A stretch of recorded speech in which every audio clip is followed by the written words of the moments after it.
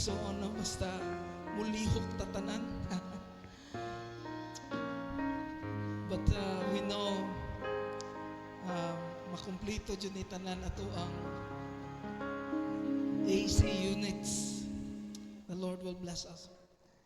Before tamo adto sa pulong sa Ginoo, I would like to welcome the Agravante family.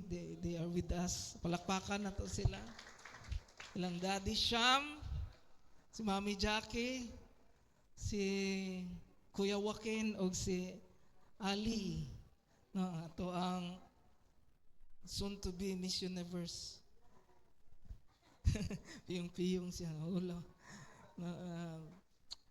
They are friends from Dumaguete. They went out of town to celebrate the birthday of Joaquin. Pila na ka dong? 18. Parihan na ta. Woo! Parihan na may edad ni Joaquin. Niagi po ba akong 18? Ayun na lang mugliklamo ha. Okay. Before mo adto sa pulong sa Dios, I would like to let us welcome Reyna Villadar. Kauban siya nato ron. Palakpakan nato siya. Sister Reyna, you are welcome sa IMTAG. O si Jason Villegas, tagapaitan. Asa si Jason? Tuwa sa likod, no? Part sa ato ang YASAM, Youth Alive Student Movement, sa atong campus ministry. So thank you, Lord, no? Continue to be with us as we continue to serve the Lord with all our hearts. Amen. So, this coming Sunday, anniversary sa Maranatha Assemblies of God sa Dumaguete. So, they invited me to speak sa ilahang anniversary. So, I will be there sa Sunday morning. No, so, naaman tayo daghang mga pastors mabilin dire kay gi-equip naman tas Ginoo. Just be here and continue to worship the Lord even without me. Kaya ang Ginoo na aramang gihapon. Amen? Okay. As I was meditating in the Word of God, I was asking God what to speak today. Gidala ko sa Ginoo sa time sa higayon nga adunay mga tao, even Christians, no, they are struggling with their what ifs in life. And God wants to heal you today. Ang ato ang tema is beyond limits. We cannot go beyond limits if we still have what ifs in our lives. Regrets in life can drag us back to the starting line. If you still have regrets in your life, birahon ka ana niya pabalik sa starting line. Kaya nga naman, daghan man ka, what if no? So, it will become the playground of the devil. No? So God wants to set you free today. Ingna imong tupad, i-set free ka sa Ginoo. Amen? Because God wants you to go beyond limits. Amen? Gusto sa Ginoo, mulagpas ka sa limitasyon sa imong natural nga pagkatao. The enemy will use our regrets to limit us from fulfilling God's plan and completely enjoying His blessings. Ang yawa, diha na niya, balik-balikan na niya. I had regrets in my life. I was asking God why He took my mom when I was still very, very young. I was 4 years old when my mother died, and I cannot myself do. I cannot reconcile the loving God,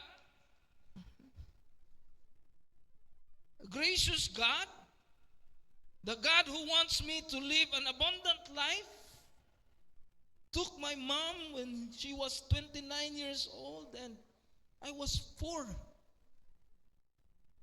Paano na siya nahimong Diyos sa gugma?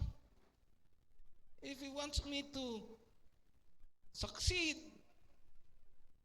then He should have not taken my mom away from me. I had regrets in life. I really wanted to become an engineer. And I had what ifs. I am a frustrated musician. So-called, as they called me. As they called me, frustrated because wala ko mo succeed sa akong pagka-musician. Si Brother Sham was with me when we had our recording dito sa Manila, no? We spent, I guess, 2 weeks, no? 2 weeks mi dito. 2 weeks kami sa Manila. Pag uwi namin, Tagalog na kami. We had our recording. And we thought that was the time nga musikat na jud ta ani sa music. No, ato ang talent mo kuan na jud ni. And we scheduled a concert all around Negros Occidental. Pero after sa concert sa Dumaguete, naputol. No? We had a disagreement with our manager.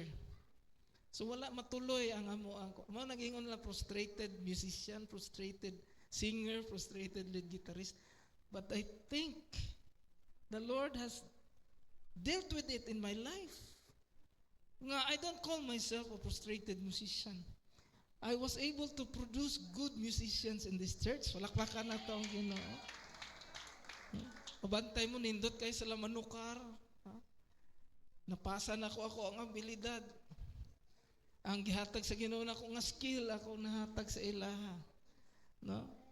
So, I had regrets. But, the Lord dealt with it already. And He wants to set free kung naamay mga regrets karon. Nakay mga what if sa imong kinabuhi. Ano ba moingon ka? What if no kung wala na ako minyo si Jesse kinsa kaya akong nabana? Si Jesse po, what if dili silyo na bin akong naasawa? Nanay mga what if sa kinabuhi. What if nipili ko dito, wala na ko nipilia? No? And it will become the playground of the enemy if you let it. Magsige na siya duwa-duwa sa imong utok. And then, ang imo ba yung imagine nun? Kay mag-imagine ka nga, mas nindot ang nahitabo dito kaysa dire. Why? Because the devil wants to use that to limit you. So, as we go on, let us read Romans 8:28. This is a very common verse. Let's read together. Ready, go. And we know that in all things, God works for the good of those who love Him, who have been called according to His purpose. Ingon din kabalo kita, nasayod kita, nga ang Ginoo nagapanglihok para sa kaayuhan ni atong nahigugma kaniya. Do you love the Lord? Do you know that you are called according to His purpose? Do you agree with that? The Word of God nga nag-ingon, you are called according to His purpose. Gitawag ka sa Ginoo sa iyahang kagalingong katuyuan. Amen. So, atong tanawon mga igsoon, ang title is No Regrets. Ingay mo tupad, no regrets. Na, ayaw na sigiglingi. If you are holding gagunit na kasadaro, ayaw na sigiglingi. Kay laban madagma ka. No? Kabalo ko na atay mga kasagaran sa mga minyo nga lalaki babae natay mga X and Y's, no?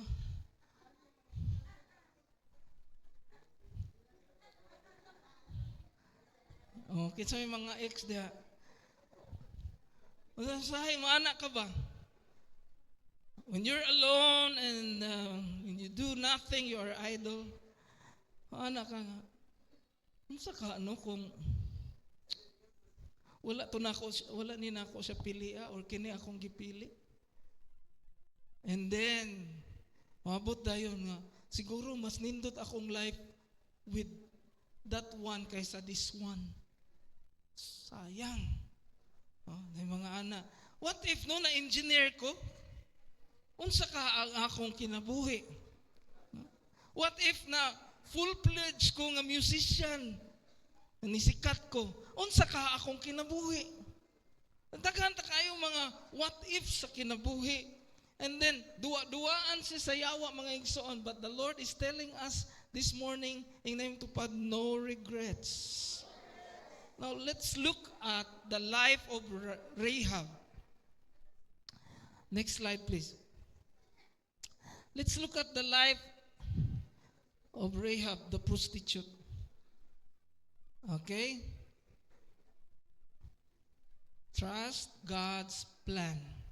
Kuhitay mong tupad, trust God's plan. Saligi ang plano sa Ginoo. Amen? Let's look at the life of Rahab the prostitute. So, number one, God brings you where you are. Kung asa ka karon, ang Ginoo ang nagbutang nimo dira. Hello? Amen? Kung asa ka karon, ang Ginoo nagbutang nimo dira. Hello? Dapat ato nang dawaton kung asa ko, gibutang ko sa Ginoo dire. Okay? Basahon na to ang Joshua chapter 2 verse 1. Read it together, ready, go. Then Joshua, son of Nun, secretly sent 2 spies from Shittim. Go, look over the land, he said, especially Jericho. So they went and entered the house of a prostitute named Rahab and stayed there. Gisaaran ang Israel sa Ginoo to give them a land of their own, ang Canaan. Pero the Canaan is not an empty land. Naanay kapuyo dito. Ang uban gani mga giants pa. So si Joshua ingon siya, before nato i-conquer ang land, nagpadala siya og duha ka espiya. Pagpadala niya og duha ka espiya, wala sila'y lugar nga maadtuan dito. No? Wala sila'y lugar maadtuan. Ang Ginoo di ay, mga igsoon, naanay gibutang dito daan sa sulod sa Jericho. And her name was Rahab. Unsa iyang trabaho? Prostitute. Amazing. God can work in the life of a prostitute.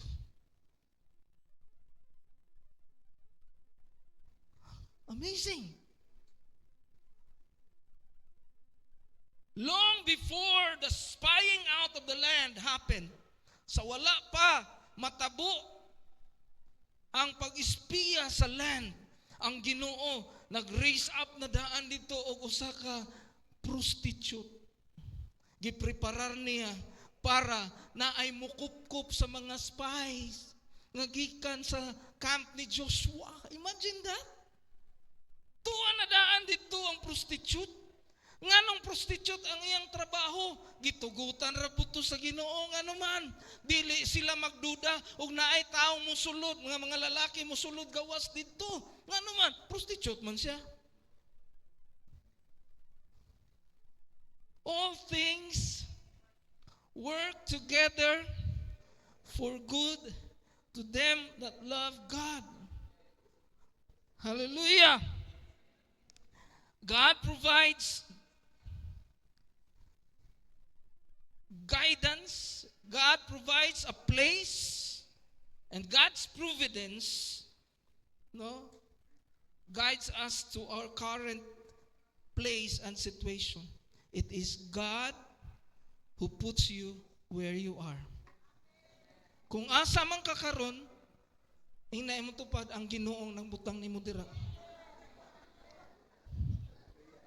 Hello? Do you believe? Ayaw pag-ingon, naabot ko diri kay maot akong mga desisyon ay walay pulos. sana, no? Daghan ta kani,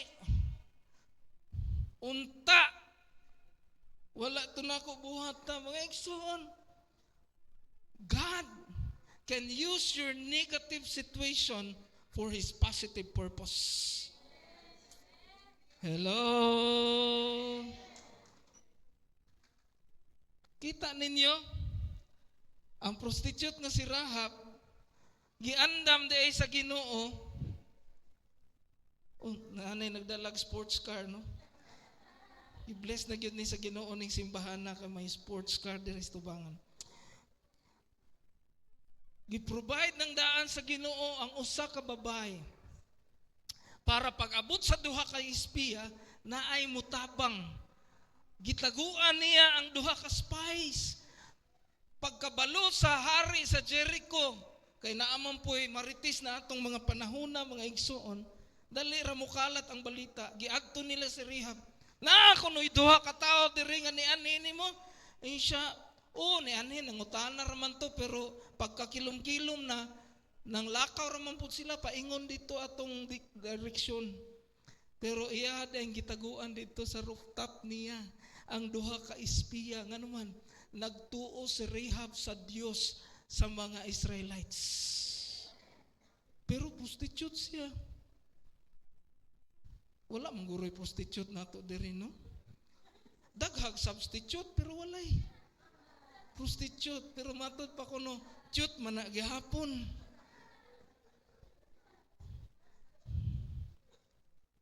Amen. So Rahab, as an example, a woman with a difficult past living in Jericho, God placed her there before.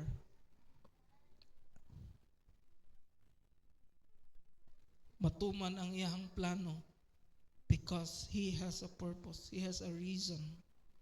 Amen. Naay purpose ang Ginoo sa pagbutang niya dito. Even ikaw, naay purpose ang Ginoo nimo. Kuhitay mong tupading na naay purpose ang Ginoo nimo. Sa imong nahimutangan karon, naay purpose ang Ginoo ana. Naay lesson ang Ginoo ana, naay katuyuan ang Ginoo ana. And unsa gani ang plano sa Ginoo sa Jeremiah 29:11? For I know the plans I have for you, declares the Lord. Plans to prosper you. Walay plano ang Ginoo nga itumo ka, yatakan ka. He has plans to prosper you and give you hope and a future. Sa una, when we were asked, what do you like to become when you grow up? Naiingon, I want to be, Mom, I want to be a policeman. Napoingon, I want to be a doctor. Napoingon, ikaw, si Ricardo, classmate na mo. Ikaw, Ricardo, unsa man? What do you like to become? I want to be a future someday, Ma'am. Nagkatawa mi tanan. No? Pero pasiaw ra gud to niya ba? Ingon, sa Tagalog po na nga istorya na ni ana nga, Ma'am, gusto kong maging doktor. Gusto kong tulungan ang kapwa tao. Kapwa tao. Ikaw, anong gusto mo? Maging engineer para tulungan ang kapwa. Ang flood control. Ikaw, maging doktor, gusto kong tulungan ang kapwa. Ikaw, social worker, gusto kong tulungan ang kapwa. Pag abot dito sa last, ikaw, gusto ko maging kapwa. Sa mahimong recipient sa tanan. No? Pero wherever you are, God has a purpose for your situation. Amen? God's hand is on us even in imperfect or unexpected circumstances. Amen? Ang kamot sa Ginoo naa sa tua, bisan dili perpekto ang imong circumstansya. The Lord wants to comfort us today. And He wants to set you free from that what ifs and regrets sa kinabuhi. Number two, Next slide, please. God writes your story. Amen? Do you let God write your story? Tugutan ba nimo nga ang Ginoo mo'y musulat sa imong istorya o gusto ka nga ikaw? Ha? Sometimes we want us. We want ourselves to write our own story. Pagka magkayamukat na gani, Lord, kuha ag balik, Ginoo, kuha ag balik, di ko kasarang. No? Erase. Ingon si David sa Psalm 139, ana siya nga, my story is already written in your book, di ba? Ang akong istorya, gisuwat na nimong daan sa libro. No? Wala na ko ibutang dira sa slide ang verse. Pero gi-reveal sa Ginoo. No? Nga, it's God who writes our story. Nga nung naabot man to si Rahab dito mga igsoon, because ang Ginoo gusto niya makumpleto ang story. Sadya kayo mga igsoon kung si Rahab, no, nagmaestra.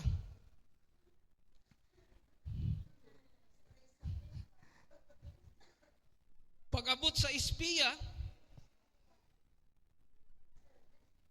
no, ingon si Rahab, isugid ta mo sa kuan, sa hari. No?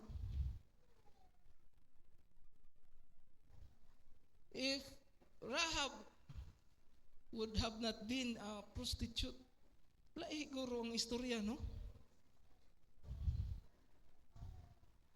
Lahi guro ang story. Pero Rahab did not write her own story. He let God write her story.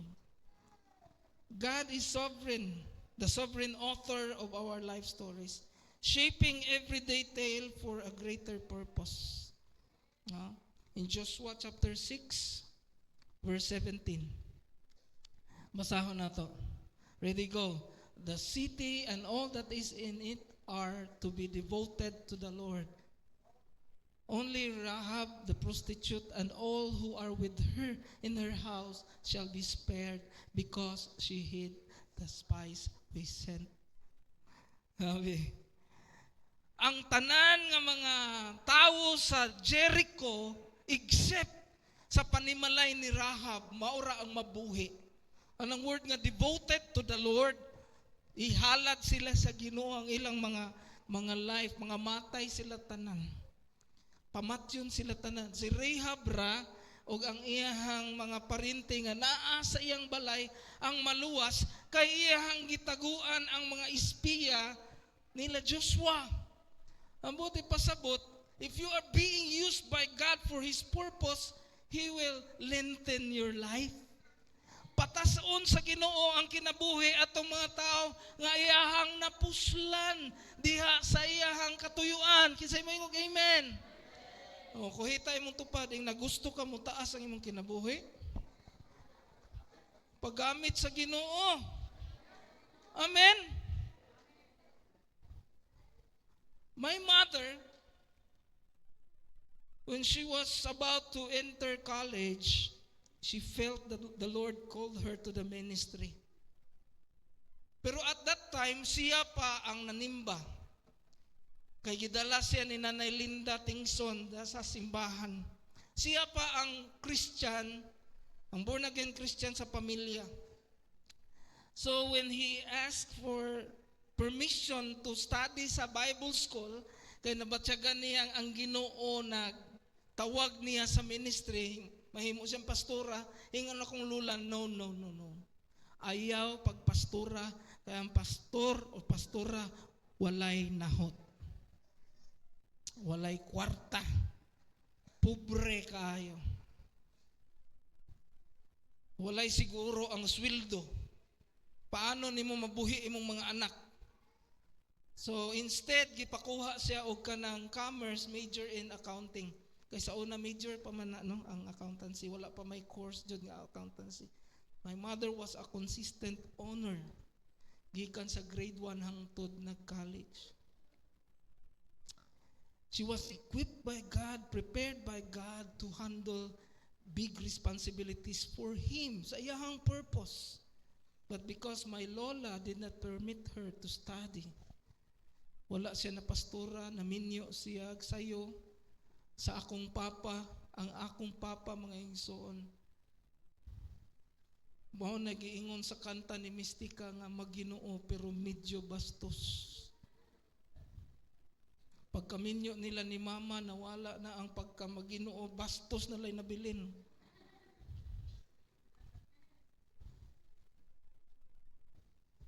So, she suffered a lot sa kamot sa akong amahan. No. Palahubog among papa, pabaydor, and my mother give birth to our youngest brother. Mga 3 months after that, namatay siya. Nganong gikuha siya sayo sa Ginoo? Kay dili man mapuslan sa Ginoo ang iyahang life. Gispare sa Ginoo ang life ni Rahab, kay naay tuyo ang Ginoo sa iyang life, kay napuslan niya sa pag-serve sa kingdom of God. Amen? Oh. There are times nga gisave ka sa Ginoo gikan sa hinanali nga kamatayon. Kinsay nakaagi diri giayo sa Ginoo sa grabe nga sakit, ibayaw inyong kamot. Bayaw gyud Pastor Soylo, klaro ginas Pastor Soylo.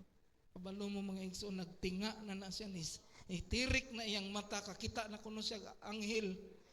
Pagtanaw niya nako siya, Pastor, ang liwanag mo. Ko, mana. I-regards na lang kung Jesus, Pastor, magkita mo. Pero gibuhi pa siya sa Ginoo, kay naapa-purpose ang Ginoo niya. Amen? Sister Yunabin, bago ra po ni graduate gikan sa ospital. At the Lord, no? Gitagaag tsansa sa Ginoo. Pastor, si Charlie Kirk lagi, magamit pa man tos Ginoo, anong namatay man tog sayo. I will answer that question. Charlie Kirk ever since is ready to die anytime. And the Lord used that readiness to spread His message sa tibuok kalibutan. Hello. For to me, to live is Christ, and to die is gain. Charlie Kirk died 31 years old. Jesus Christ died 33 years old. Diba? Mugbo ra ilang kinabuhi. Pero ang ilang message, after namatay si Charlie Kirk, nabalaan sa tanang tao ang iyahang message. Karon, there's a drastic change sa panggobyerno sa Amerika tungod sa nahitabo ni Charlie Kirk. His voice was the loudest when he died. Diba? Nabatian ang iyahang tingog, ang iyang mensahe sa dira nga namatay siya. So when you declare that you are ready to die anytime, the Lord will use that. Kinsa diri ready?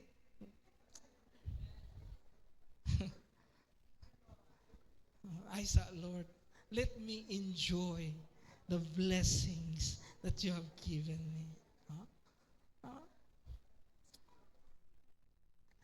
Kay nung mo ni Brad Muloy padayogdog, ang papa ni Nini, bana ni Mura, taga dire. No? Hihana siya, nga, abi ni mo, Pastor, I already experienced everything that I wanted in this life. Ang payag raman na yung balay sa una, nakapaobra sila, nindot nga balay, na aircon na ilahang balay.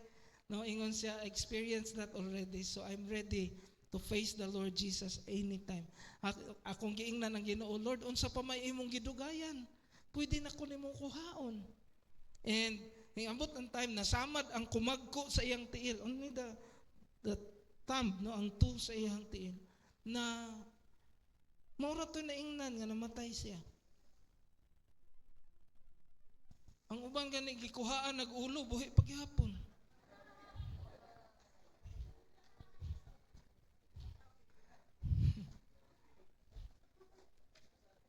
ako no'y nakitaan nga na disgrasya, nga putol ang ulo mga igsoon. Di pa nila ma-declare nga patay ba o buhi pa. Kay wa pa makiti ang ulo, basi ka ginhawa pa kuno tong ulo. Joke ra na ha. Okay? So, nakita nato mga igsoon si Rahab na puslan sa katuyuan sa Ginoo. And Rahab's faith led her to protect the spies. And God preserved her and her family when Jericho was destroyed. Nga naman, tungod kay mapuslan ka sa gingharian sa Ginoo, ni cooperate ka sa iyang kingdom, pwede na kong i-extend ang imuhang kinabuhi. Ang ubang mga tao sa Jericho, nangamatay gyud sila mga igsoon. Number 3. Let's go to number 3. God can bless you wherever you are. Bisag asa ka, pwede kang panalanginan sa Ginoo. He can bless you in the city. He can bless you in the country. Sister Jackie, nakaagi ni adto Korea. Pila ra gani ka kabulan? 5 months. Magwantahan ang katugnaw, pero di magwantahan ang kamingaw. Unya ako ang dude ato, nagpatag-as og bungot. Murag ermitanyo, taas og buhok, taas og bungot. Kung anong inuna man ka dude, para layo sa tentasyon. Wala ra ba diri akong asawa? Sigurado daghan man jud makauyon ato og kanang nakabarbas permi og nana ang itsura. Nya daghag tentasyon. Ug ang asawa pud ay gahandom pud mo uli. Nganong naabot og Korea? Kay gusto mangita og mas dako nga sweldo. Pero nganong ni pauli? Naka-realize God can bless you wherever you are. Amen? Karon, they are enjoying their life together. Naambot sila diri ron kauban nato kay nag-celebrate sila dito sa Bacolod. Nag-hotel-hotel raman. Bugnaw, bisag asa.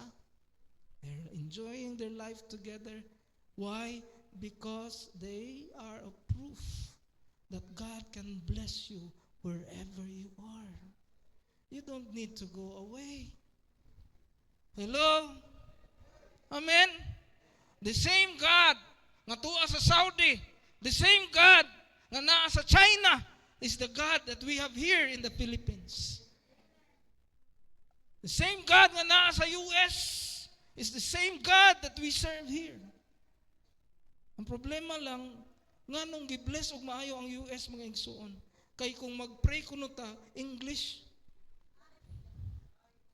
So dito gibubo sa Ginoo ang panalangin sa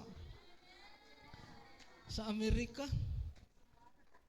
Sugod karon magsibuano na ta mag-ampo.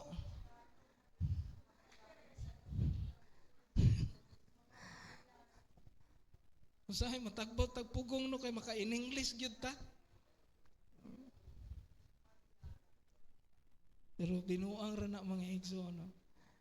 God can bless you wherever you are. Amen? God's blessings do not depend on perfect circumstances or backgrounds. Ang panalangin sa Ginoo, wala magdepende sa perpekto nga circumstansya or perfect background. There is no perfection sa kalibutan. Every person naa sila'y mga setbacks, naa sila'y mga what ifs sa kinabuhi. Pero wherever you are, pwede kang panalanginan sa Ginoo. Amen? So let's look at Matthew chapter 1 verse 5. Matthew 1 verse 5. Okay, let's read together. Salmon, the father of Boaz, whose mother was Rahab. Boaz, the father of Obed, whose mother was Ruth. Obed, the father of Jesse. Jesse, the father of David the king. It means to say, great-grandmother ni David, si Rahab the prostitute. Hello? Rahab the prostitute became the great grandmother of David, the great king of Israel. What a purpose! Hello? Pero kung nagsupak si Rahab mga igsoon, wala siya mahimong lula ni David. Wala siya mahimong linya ni Jesus Christ. Diri sa Matthew, ginganlan ang lineage ni Jesus Christ. O naa diha, once a prostitute, Rahab, the woman who saved the two spies. Wow. It's wonderful to see how God can twist your story. No? Maot kayong istorya, pero pwedeng i-twist sa Ginoo. He can bless you wherever you are. Hallelujah. Rahab's story did not end with her past. She became part of Jesus' lineage, showing God's power to redeem and to use anyone. Oh, God wants to heal you today. Do not think of the former things anymore. Never think of it. To move forward, don't look back sa mga negative things, sa mga what-ifs sa kinabuhi. Naakaron, kay diha kagibutang sa Ginoo, ang Ginoo nagsulat sa imong istorya, o ang Ginoo makasarang mo panalangin nimo. Shall we all stand and let us respond to the word of the Lord? Palakpakan nato ang Dios. Hallelujah. Kinsay nagtuo nga makasarang ang Ginoo mo panalangin nimo kung asa ka na imutang. Amen. Kita ko dito sa babaw si Brad Tutong, si DJ Ridsil. Sa una, si Brad Tutong na siya. Gikan siya sa Canada, impauli siya. Ingon siya, pastor, dito sa Canada, daghag kwarta. Pero mamudmud ko sa mga sala dito pertindaghan po. Mahimo kong kanang traidor sa ako ang asawa. Yan siya, nipauli ko, daghang dili makasabot. Nganong na ako diri nagkinabuhi. Pero lang tuo ko, pastor, nga pwede kong panalanginan sa Ginoo bisag asa ko. That's his testimony. Karon nahimo siyang DJ sa radyo. Kung ipakaon sila sa Ginoo, man magutmi, nanambok man hinoon. Ngano man?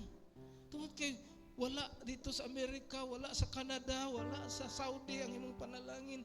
Mintras naa kay Ginoo sa imong kinabuhi, naa ang panalangin sa imong kinabuhi. Hallelujah. So, if you want to be healed sa mga what-ifs at mga regrets, ibayaw imong kamot. I want to pray for you. Father, in the name of the Lord Jesus Christ, ikaw nakakita sa mga issues nga naa sa kinabuhi sa matag-usan ni mga katawhan. Lord, kung naa sila'y mga what-ifs, naa sila'y mga regrets, salamat kang imong pulong nagpasabot ka na mo that all things work together for good to them that love God, that you have a wonderful plan for all of us. All we have to do is to cooperate with your plan and let our lives be used for your glory. And I pray in the name of Jesus that you set free those people that are entangled and made captive by the enemy sa ilahang past in the name of Jesus Christ. Let there be healing today in Jesus' name. Holy Spirit, come and minister to each one's heart in the name of Jesus Christ. Umugawas kami nining dapita, Ginoo, nga gihilway nimo. Wala na ang mga what if sa among kinabuhi. Lord, we can go beyond our limits because ikaw ang among focus, Ginoo. Dili na ang among kaugalingong mga plano. We will not write our own story. We will let you write our story, O God, because we know the ending of that story is victory and success. Kabalo mi Ginoo nga with you we are safe and we are victorious. Lord, sa tanang nag-undergo karon og hard circumstances, oh God, I pray in the name of Jesus, let your grace abound in their lives. Makasarang sila sa ilang giatubang.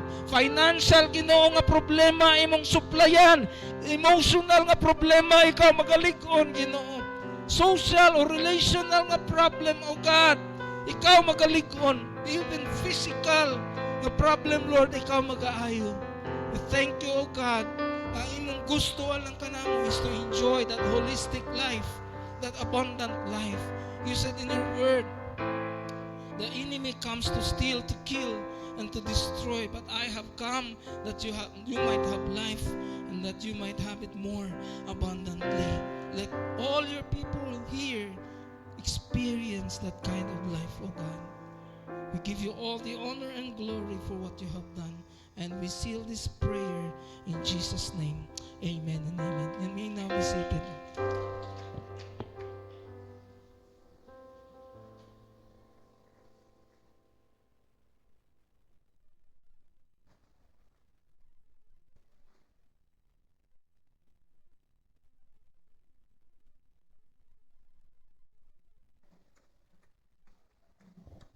Amen. Isay nabusog sa pulong sa Ginoo. Og salamat Ginoo kang pulong atong nabatian ato agi nang i-apply sa atong kaugalingon. Nya bintras buhi pata ato agi isang yaw ang pulong sa Ginoo. Nga dili kita maulaw kay kita i-bless rata sa Ginoo sa tagsa-tagsa nato. Muna nga ato adyong i-kuan jud atong pulong sa Ginoo. Amen. Sa Malakay 3:10.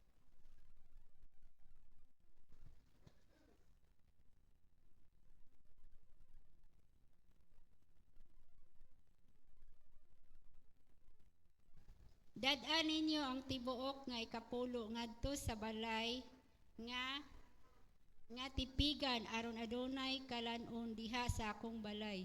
O pinaagi niya sulayin ninyo ako karon. Nagaingon si Jehova sa mga panon kung dili babuksan ko ninyo ang tagbuanan sa langit o bubuan ko kamo sa panalangin. Sa pagkaagi nga wala na unyay dapit nga giigong kabutangan sa pagdawat niini.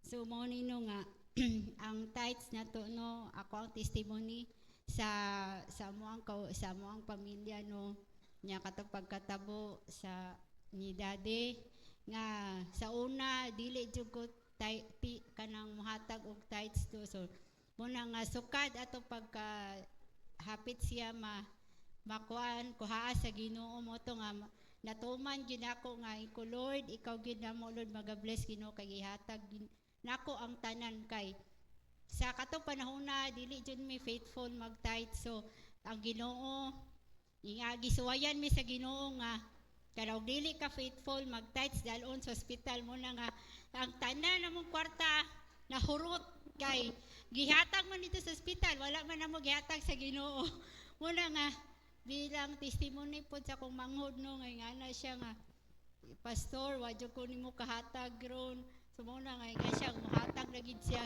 tibuok yun kay dito ra gid nato sa Corazon Luxel ang kuan og sa beauty ang kwarta ato so muna nga sukad ato padayon gid kaming mag-tithes bahala wala na nahabilin pero ihatag ra gid sa Ginoo so karon maging faithful gid ta sa tithes no kay ang handom ihatag ra gid na sa Ginoo karon nakasalakyan na gid mi kay padayon kami mag-tithes sa Ginoo muna kita sa usa nato dili kita maging pagtago sa kwarta bahala mo sa piso na lang dira kay kanang ihatag ra gid sa Ginoo dagko niya sa atong kinahanglan so magadukong tano salamat Ginoo sa imong pulong among nabatian Father God Lord salamat Ginoo Lord nga wala gid mi nimo pasagdan Father God Lord katong wala Ginoo Lord trabaho Ginoo ikaw Ginoo mag-bless Ginoo Lord i-bless nimo Lord among pangitan-an Ginoo Lord Father God para maging faithful kami kanimo Father God Lord ikaw Ginoo Lord mag-bless Lord sa tagsa-tagsa Ginoo Lord nga dili kami Lord patama-tama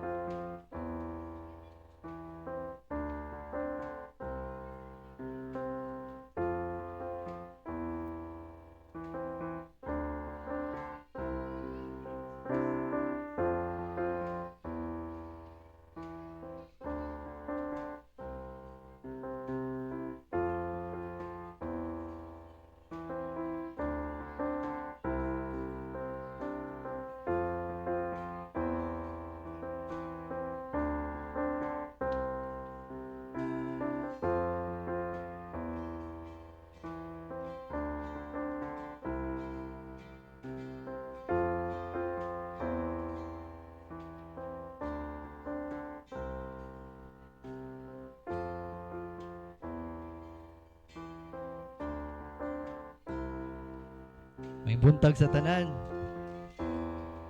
Praise God.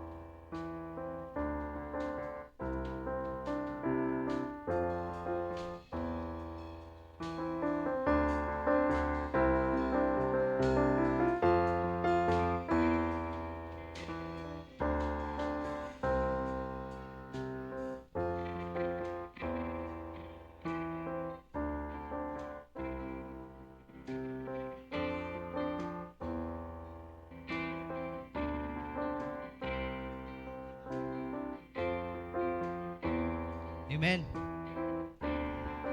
Sige.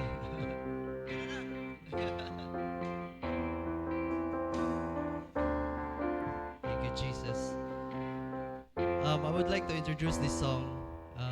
Kinakanta naman is dito sa Dumaguete. And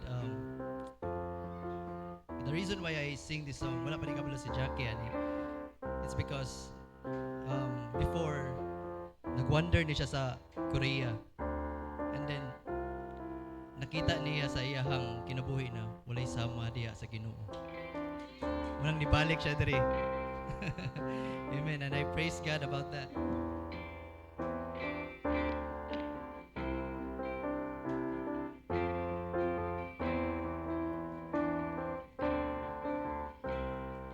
Thank you, Jesus. Ato lang paminaw ng lyrics. Maangkon kumanta ng bahan dining kalibutan. Apanan mailhan ka labaw sa tanang butang. Maangkon kumanta ng bahan tuyog tungog. Tuaw ning kasing-kasing ikaw ra gihapon.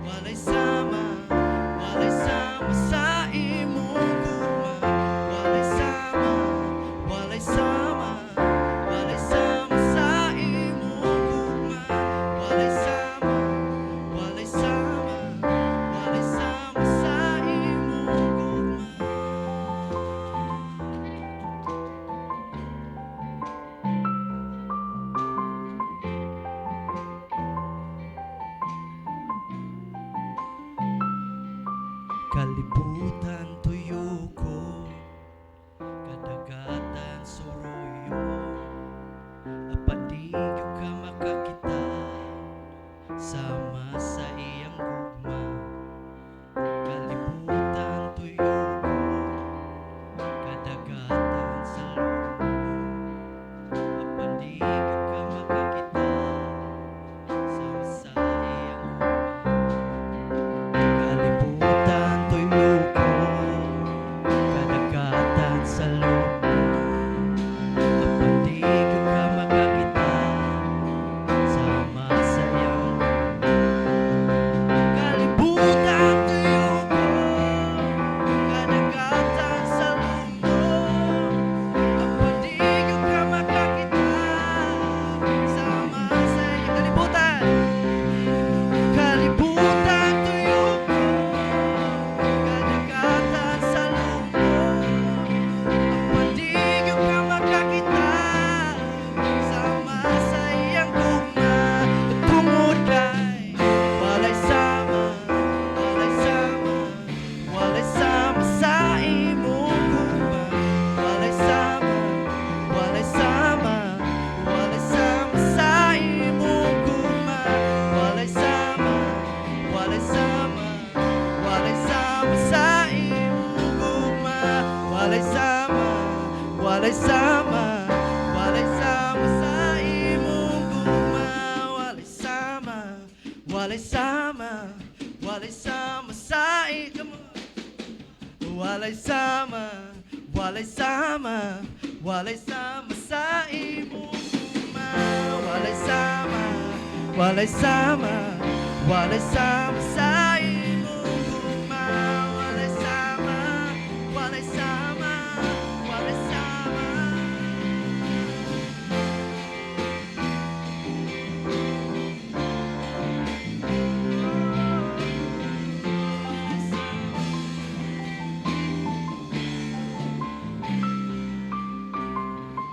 Walay sama, walay sama, walay sama sa imong gugma.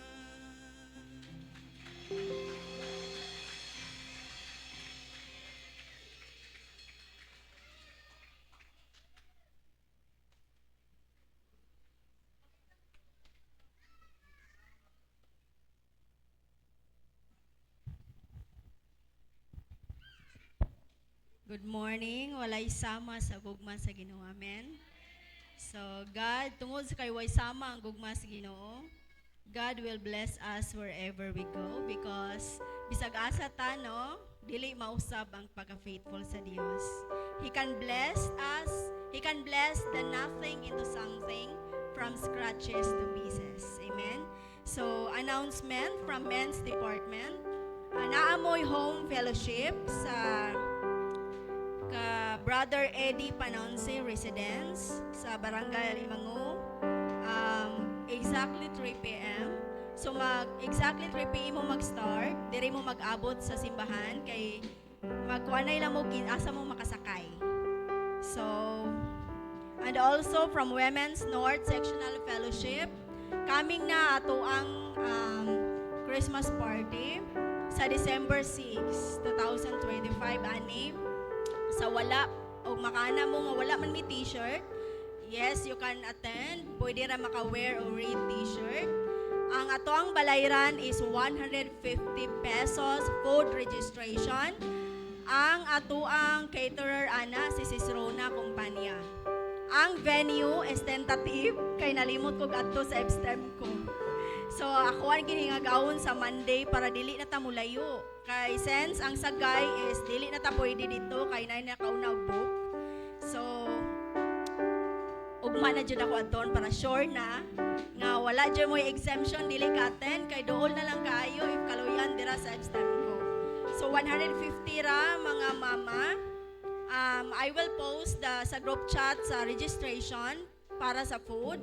Hopefully, I encourage everyone, mga mama, nga mo join ta. At the same time, bring your friends. So, dugang announcement, happy birthday to all birthday celebrant this month. And also, updates sa tong IKP. Kung makita ninyo, walay changes. we assured you from the Treasurer's Department nga next week nananay ananatay update kay naka-response na si Ma'am Ami sa Word of Hope. Si Sir Brian na next week ang mo update na to. The phase still continue every day from Monday to Friday. Midweek service and prayer and fasting every Friday. And that's all, I think. To God be all the glory.